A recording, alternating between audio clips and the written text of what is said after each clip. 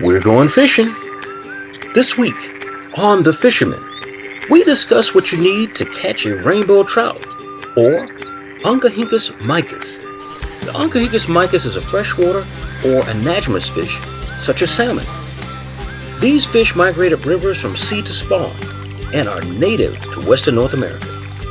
They have a reddish band on their flanks and black spots on their crown. The Onchocercus is a genus of fish in the family salmon. It contains the Pacific salmon and Pacific trout. The name of the species is derived from the Greek onchus, or lump bin, and runcus, or snout. This is in reference to the hooked jaws of the males during mating season. Come join us. Tennessee, the volunteer state. We're getting away from the big city, the rat race, the grind. We're going out into fertile fishing ground. Out there where the dew is sure to set on the mountain grass in early morning. Down to the delta where the river runs deep. We suggest, if you want to catch the best rainbow trout, just get to any river or tributary that comes off of the Pacific Ocean. But in this episode, we're going to be referencing the Watauga River in eastern Tennessee. Tennessee state law requires that if you have a state-issued fishing license, long before you net your first trout.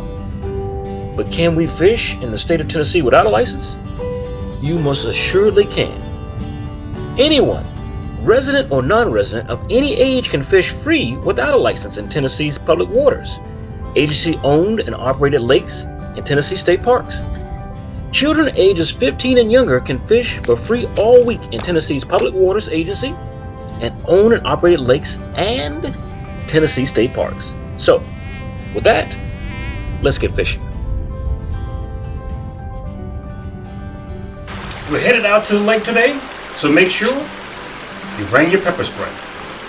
Now, the beautiful trout-rich Watauga River runs from North Carolina to Tennessee, and is said to have some of the best trout fishing in the state, bar none. The Watauga is 78.5 miles long, with its headwaters on the slopes of the Grandfather Mountain and Peak Mountain in Watauga County, North Carolina. Now this is where it derives its name. The Watauga River is said by some to be seemingly a blue river trout factory boasting around 6,000 fish per mile. The river's trout percentages are made up of 85% wild brown trout and the other 15% stocked and wild rainbow trout. The government, as well as private industry, raise farm trout in circular pools for sale and on the government side for restock of the Watauga. Such a large fish population sustains an abundance of aquatic insects.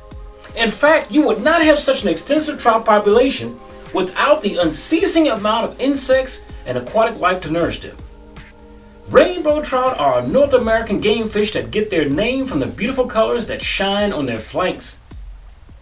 Coloration of the fish varies wildly in a relationship to sex between male and female, the habitat in which they occupy, and the maturity of the fish. Now, but how does one really tell the difference between a male or female rainbow trout? Well, that's simple. A male trout generally develops a hooked snout, or what is known as a kite, on its lower jaw. Male trout are generally more elongated and have brighter colors than a female, whose body usually is more rounded and her colors muted. Now, colors on the back of the trout can range from brown to an olive to dark blue. So why the big difference in colors for the same classification of rainbow trout? Well, male trout are more colorful because of the need to attract their mate during the annual mating season. The females are more muted to hide themselves from predators because they carry the eggs for the next generation. Male trout develop a hooked lower jaw when they are mature. The male uses the hooked jaw to bite other mates and males that are trying to fertilize eggs in the area in which he seeks to spawn with the females. The male trout's hooked jaw or kite functions as a secondary sexual characteristic and influences the formation of dominance hierarchies at the spawning grounds. Yes, size does matter. Some trout do seem to have longer hooked jaws than others. Now, let's discuss the best type of lures used to catch rainbow trout. Most boat anglers geared up with downriggers troll at the bottom at controlled depths for rainbow that commonly weigh 7 or 8 whopping pounds. They troll with spoons, jigs, and crankbaits, mostly in colors that imitate shad and alewives. During the vacation season, as spring gives way to summer, more trout fishermen come out to crowd up the already congested waterways. So you might want to plan your fishing trips accordingly. Now, land-based trout fishermen use an entirely different method of catching rainbow trout. Many settle for an all ultralight to light action rod. Since trout, unlike other fish, do not put as much of a fight, there's no need for a heavy rod. It also to let you save more weight on the actual rod and line weight. Alright, now that we know the rod weight, we need to know the correct rod bait. I give you now just a few live and artificial baits used for catching rainbow trout. In the live bait arena, you have night crawlers, red wigglers, garden hackle, worms, and maggots. In the artificial lure arena, I might suggest the Berkeley power bait, the go-to choice for any rainbow trout angler, or the Berkeley mice tails, taking its design inspiration from anglers that use an egg and grub cocktail hook bait.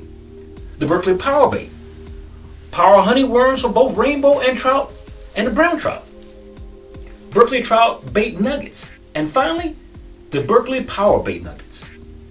Now that you know the best rod to fish with and the correct bait, next you need to know which type of day to fish for that illustrious rainbow trout. Now, this is not difficult to remember if you can equate rainbow trout with sharks and mosquitoes, because all three bite in the early morning and in the late evening. Now that we know the best time of day that is optimal time of year to fish, trout bite mostly when they are hungry, during feeding times, when mosquitoes and bugs are most active. So the best fishing times are in the warmer seasons. In summer, the best times of day to fish are early morning and late evening.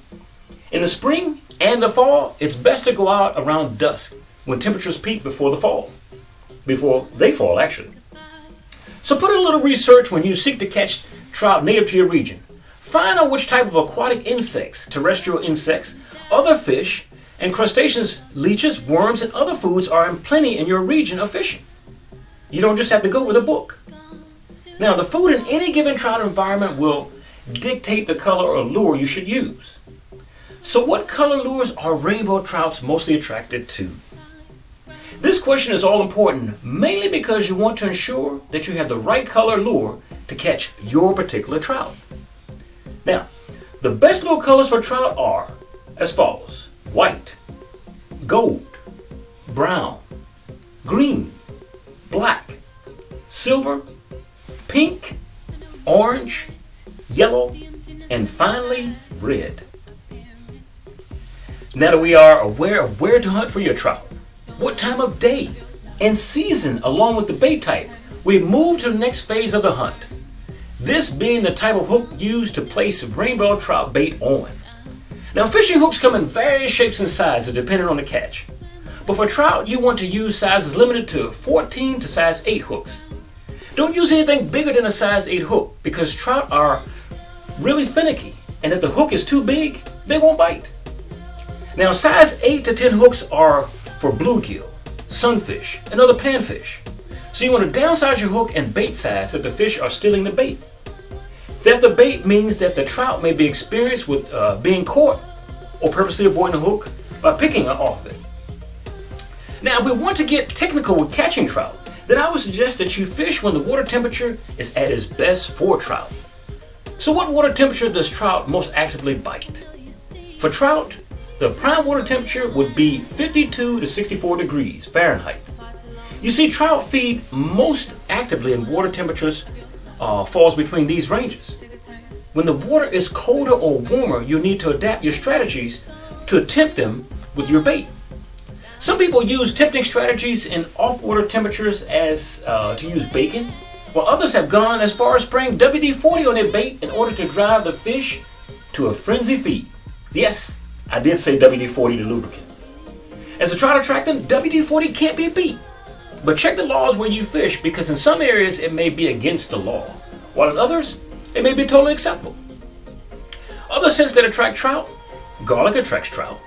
The sharp sense of smell that trout possess means they can easily catch a specific scent in the water. Adding garlic to your bait will attract them to it. Now, let's move on to agriculture attractants. What about corn? Is corn a good bait for trout? Now, canned corn is an effective bait, partly because cornmeal is a principal ingredient in the fish food served to trout-raised hatcheries, but also because kernels of corn stay on the hook better than other soft baits. Now, I don't think there's anything worse than throwing free bait to fish like bread to birds in the park. And on top of that, corn is cheaper than using salmon eggs and artificial flies. But what about when the weather changes? I mean, everybody doesn't fish in the prime season, do they? Some folks love to fish in the cold months. In doing so, know that trout change their depths of swim based upon the season. That's right, the season. The first thing you need to know as a winter fisherman is what depth do rainbow trout feed during the colder months. Now, prime depths are 4 to 8 feet unless no flats exist at those depths. Trout feed deeper too, but when they do, it often occurs just past the lip of the first major drop leading to the shallow flats. Now, another thing to be cognizant of is that trout, they spook easily in shallow water. So what other crazy foods do trout go for? What about the belief that they love cheese? Yes, that's true too. Trout, especially rainbow, also like to eat a variety of things including cheese, marshmallows, and corn, and salmon eggs. But remember, in some areas it is illegal to fish with corn. Now, one would ask, of all the natural baits, why is it illegal to fish with corn? I'll tell you why. If the trout is too small for the corn to pass through the stomach and intestines, corn can actually cause blockages and the fish could die from an internal buildup of that corn. If this happens, too many fish die from that mortality rate and their decomposing bodies litter the environment. Now, I hope this answers your question on the illegality of harmless corn. Now, what about the trout's vision, or what color does the trout see best? What about blue, ladies and gentlemen? Beyond blue, the trout's eyes is also more sensitive to the red spectrum than humans. The color it has the least ability to discern is green, and the color it sees best is blue. So be sure you dress accordingly when dressing with your waders on or fishing from the shore, or what you're going to wear. Now, the trout rod cells are very sensitive in low light and gives a true excellent night vision. Now, rainbow trout do eat at the sunset, but not for all species. This is especially true for brown trout, usually known as the more aggressive type of trout. However, rainbow and brook trout will also feed at night. However, now, at night they come alive. Trout, especially brown trout, will move towards the shallows to chase bait. Now, let's move on. Let's talk about fishing line and tensile test strength of your line. What is the best line weight for trout fishing?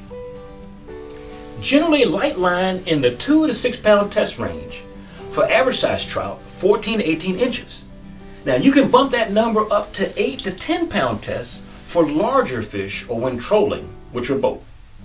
Now, if you're expecting to catch huge brown trout or lake trout, then use heavy monofilament or braid 20 plus pound test strength. Now, moving right along. So we are aware of when they prefer to eat, and that being a water temperature of 45 degrees. What about when they slow their eating behaviors? At what temperature do trout stop feeding altogether? Now, that water temperature is 39 degrees. At this temperature and lower, trout seldom feed. Okay, more of a hibernation. So the ideal temperature of a trout is 45 to 60 degrees at a water temperature. Now, moving right along to overcast and rainy days. Do trout bite in the rain? Yes. When it comes down to it, you really do not need to be afraid to fish in the rain when going for trout. In fact, heavy rains will encourage trout to feed before flooding occurs. Trout love to feed in the rain, and this, therefore, provides you with some great trout fishing. Now, finally, before you throw that line into the water, ensure that you have the right weight for your lure. Trout fishing weights, or what's called sinkers, sliding sinkers, are ideal when trout fishing with bait in still water. So there's a difference between still water and running brooks and running lakes. So when you want the line to move with the weight while a fish takes the bait. Now, however, a fixed weight on the line offers better control when you are fishing with drifting bait in a trout stream. Now, so what lures do trout like? Here are just a few from the professional companies one would suggest. The Rebel Wee Craw, the Berkeley Gulp, Trout Worm, the Lindsay Fuzzy Grub, the Lindsay Fuzzy Grub Lindy, and the Rebel Trackdown. It's a minnow. Now, just to name a few. Then you can Google this extended list in your area and find out what you need to know. Finally, will trout die if I touch them or handle them with my hands? Answer, this is half true. Trout dry out quickly, so avoid touching them with your bare dry hands. Touching a trout with a dry hand removes their protective mucus layer, and if it is removed, the fish will contract a fungus or disease and die quickly. For the fisherman, this is Charles Rivers. We thank you for watching, and we hope you join us again next time. And remember, when you're out there on the lake or the creek, wherever you find yourself, and you think there's wild animals, make sure you take your pepper spray or your pepper stream. Any particular company, there's no problem. You can also take an air blast, to scare the animal away. Enjoy yourself, get your bait, let's go fishing. Next time on The Fisherman, we'll see you then.